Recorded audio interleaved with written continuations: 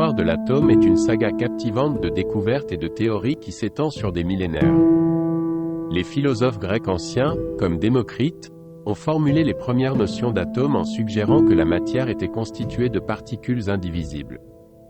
Cependant, ce n'est qu'au début du XXe siècle que notre compréhension moderne de l'atome a émergé. En 1897, le physicien britannique J.J. Thomson découvre l'existence des électrons, des particules chargées négativement, en utilisant des tubes à rayons cathodiques. Cette découverte conduit au modèle de l'atome comme un ensemble positif de matière contenant des électrons incrustés, semblables à des pépites dans un pudding.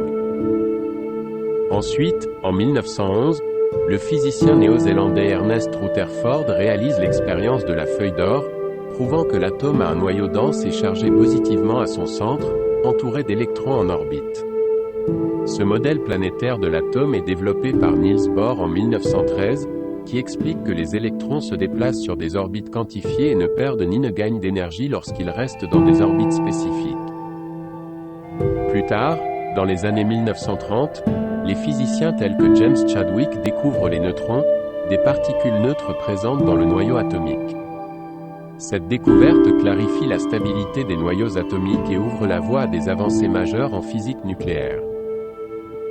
L'histoire de l'atome continue avec le développement de la mécanique quantique, qui propose une vision plus complexe de la structure atomique, impliquant des nuages électroniques et des probabilités de position.